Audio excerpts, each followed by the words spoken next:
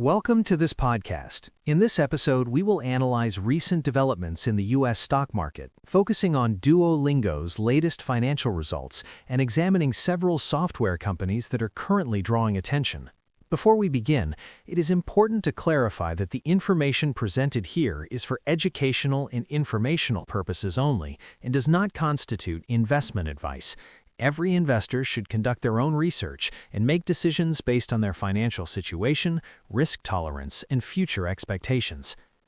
Duolingo's stock experienced a sharp decline of 21% following the release of its latest earnings report.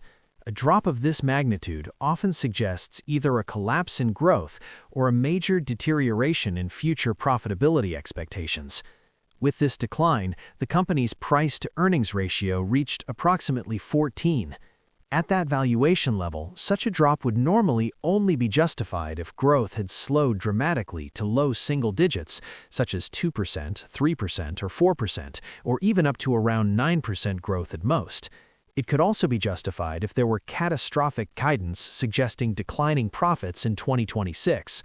The stock has fallen significantly from its peak months ago, dropping from around $540 to approximately $92, representing a decline of roughly 80% to 90% from its peak.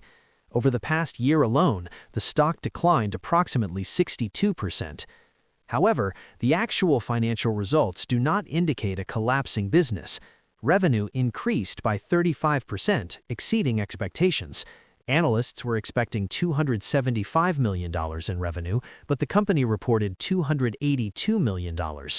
Adjusted earnings per share increased by approximately 150%. Total bookings grew by 24%, while subscription bookings increased by 25%. Daily active users increased by 30%, monthly active users increased by 14%, and paid subscribers increased by 28%. These are strong growth metrics across the board.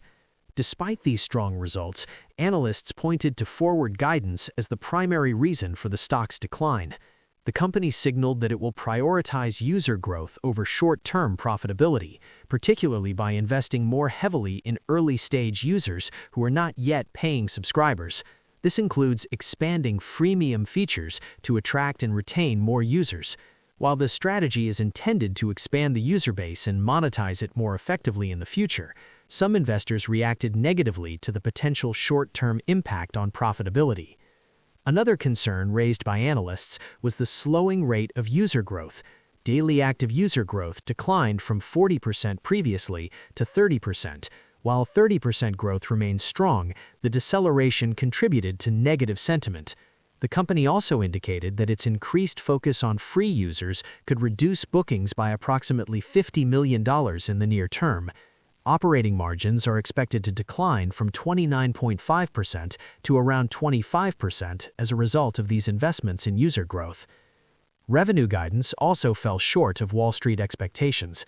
The company expects revenue between $1.2 billion and $1.22 billion, compared to market expectations of $1.26 billion.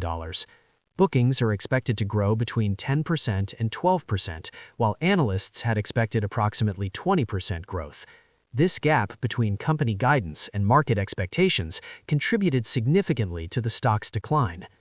On the positive side, the company announced a $400 million share buyback program. Share buybacks reduce the total number of shares outstanding, which can increase earnings per share and provide support to the stock price. In addition, Duolingo is expanding its AI monetization strategy through Duolingo Max, a premium tier that includes AI-powered video calls and advanced features.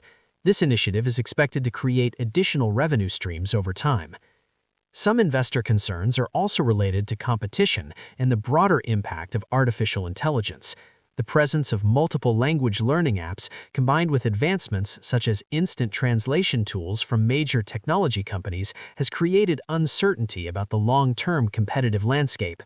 This speculation has contributed to investor caution. However, the company's long-term expectations through 2026 still indicate continued growth. From a valuation perspective, a P/E ratio of 14 combined with ongoing growth suggests that the company remains fundamentally strong. In the short term, stock price movements in the software sector are often driven by technical factors. Key technical support levels are located around $73 and $65. The stock previously broke support in the $110 to $115 range and fell to $92.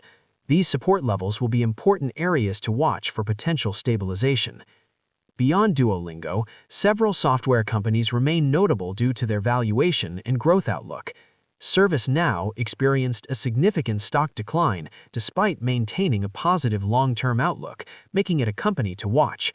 Salesforce remains an important company in the enterprise software space, with strong positioning and continued relevance in cloud-based business solutions. In addition, cybersecurity companies remain particularly important due to the growing demand for digital security and infrastructure protection. Overall, Duolingo's stock decline appears to be driven primarily by forward guidance and investor expectations rather than deteriorating business fundamentals. The company continues to demonstrate strong revenue growth, user expansion, and strategic investments in future monetization through AI and platform expansion. Make sure to subscribe to the channel to receive all the latest updates and analysis on the U.S. stock market.